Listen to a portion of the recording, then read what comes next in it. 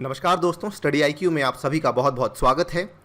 एक latest development में भारत सरकार ने रक्षा के क्षेत्र में विनिर्माण को बढ़ाने के लिए, डिफेंस सेक्टर में मैन्युफैक्चरिंग को बढ़ाने के लिए एक नई नीति अनाउंस की है, एक नई पॉलिसी अनाउंस की है। और इस पर्टिकुलर पॉलिसी के अनुसार भारत की नज़र है बेसिकली 1.75 लाख करोड़ के टर्नओवर पे बाय द ईयर 2025।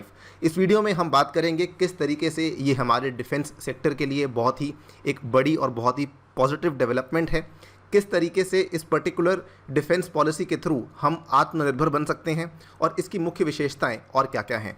आइए स्टार्ट करते हैं मेरे साथ। मेरा नाम है अनिरुद्ध। इस लेक्चर की पीडीएफ को डाउनलोड कर सकते हैं मेरे टेलीग्राम चैनल जिसका नाम है अनिरुद्ध सर। इसके अलावा सोशल मीडिया पर भी आप मेरे साथ जुड़ सकते हैं, इंस्टाग्राम और ट्विटर पर। स्टडी आईक्यू की ऐप के ऊपर यूपीएससी और स्टेट पीसीएस को आसान बनाने के लिए कई सारे कोर्सेज उपलब्ध हैं। इसमें से कुछ कोर्सेज हैं 1000 एमसीक्यूज हिस्ट्री, 1000 एमसीक्यूज पॉलिटी एवं यूपीएससी पास्ट ईयर प्रीलिम्स की डिस्कशन का कोर्स। जल्दी से ऐप पे जाइए जो कि गूगल प्ले स्टोर पर अवेलेबल है। इन कोर्सेज को देखिए और अपनी रिक्वायरमेंट के अनुसार इनको बाय कीजिए। राइट। जैसा कि आपको मालूम होगा कि इंडिया एक बहुत ही बड़ी मार्केट है डिफेंस के लिए दुनिया में। इनफैक्ट हम ये कह सकते हैं कि अगर जो डिफेंस के मैन्युफैक्चरर्स हैं जैसे कि यूएसए है, रशिया है, उन सभी के लिए इंडिया एक बहुत ही बड़ी मार्केट मानी जाती है। इनफैक्ट आपको मालूम होगा कि इंडिया वैसे तो हमेशा ही दुनिया भर में सबसे ज़्यादा बड़ा आर्म्स का इंपोर्टर रहा है, लेकिन जो लेटेस्ट रिपोर्ट आई थी लास्ट ईयर उसमें इंडिया का रैंक नंबर 2 था। नंबर 1 पे जो आर्म्स का इंपोर्टर रहा है वो था सऊदी अरेबिया, नंबर 2 पे आ गया था इंडिया। और वो भी नंबर 2 पे शायद इंडिया ना आता, शायद नंबर 1 पर ही रहता।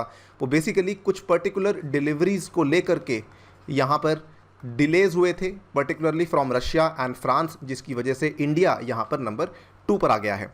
अगर हम बात करें जो सबसे ज़्यादा बड़े सप्लायर्स हैं इंडिया को, वो सबसे बड़ा सप्लायर है रशिया, जो कि हमारा सबसे ज़्यादा पुराना और सबसे बड़ा डिफेंस का पार्टनर है। नंबर 2 पे आता है इजराइल और नंबर 3 और नंबर 4 पे अक्सर ये स्पॉट चेंज होता रहता है, कभी यूएस कभी फ्रांस। ये पूरा का पूरा डेटा जो है ये लिया गया है सिप्री के द्वारा।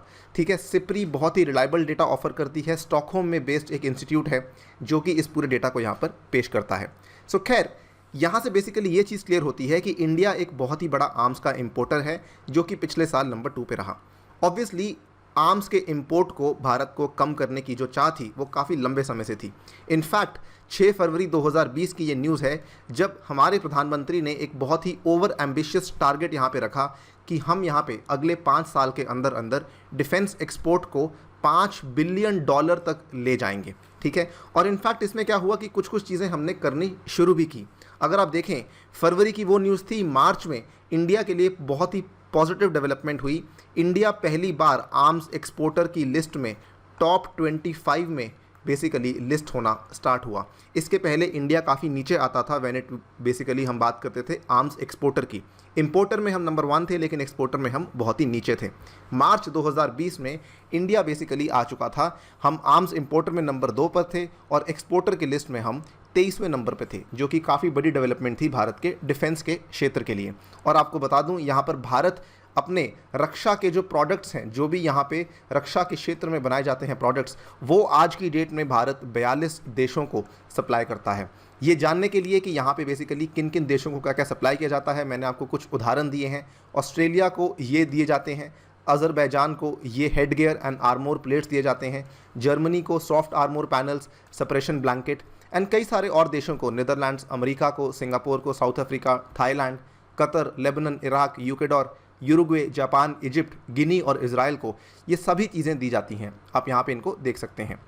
अब इसमें अच्छी बात क्या हुई थी कि जब 2014 में प्रधानमंत्री मोदी बेसिकली पावर में आए थे, उस टाइम पर जो हमारा डिफेंस का एक्सपोर्ट था वो केवल 2000 करोड़ का था। और पिछले 2 साल में अगर आप देखें, ये डिफेंस का जो एक्सपोर्ट है वो बढ़ करके 17,000 करोड़ का हो चुका है। आप देख सकते हैं नियरली 9 टाइम्स का आपका डिफेंस का एक्सपोर्ट बढ़ चुका है। कहने का मतलब ये है कि हमने कुछ कुछ चीज़ें डेवलप तो डेफिनेटली की हैं, कई सारे पॉजिटिव स्टेप्स यहाँ पे डेफिनेटली देखने को मिले हैं।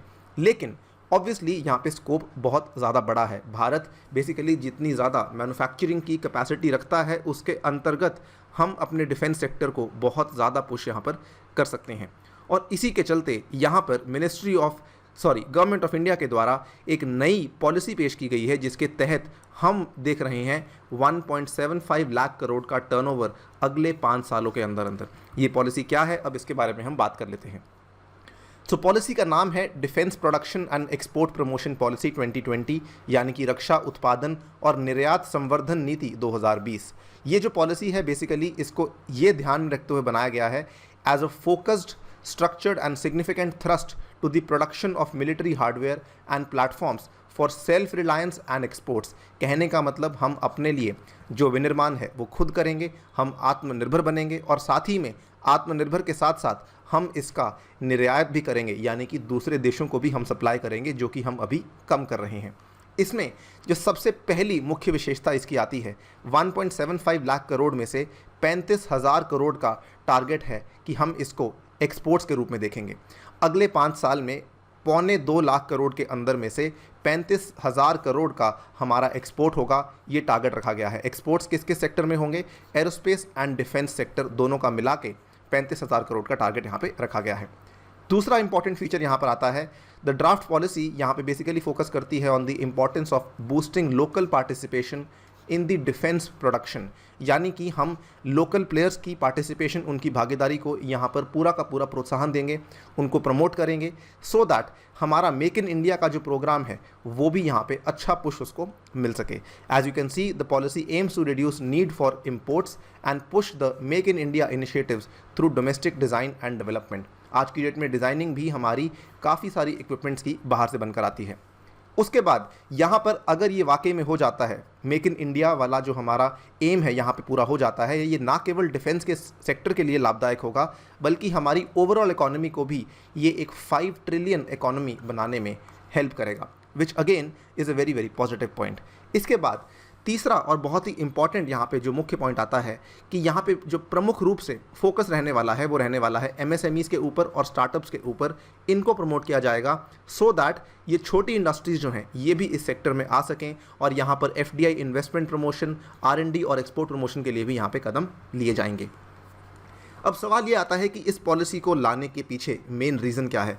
देखिए, सबसे पहला रीज़न है स्ट्रैटेजिक रीज़न में क्या आता है कि एक तो India needs to prepare itself to fight a 2 front war. एक हमारे साइड पे पाकिस्तान है और दूसरी साइड जो कि रिसेंटली बहुत ज़्यादा अग्रेसिव होने लग गया है, दैट इज़ चाइना।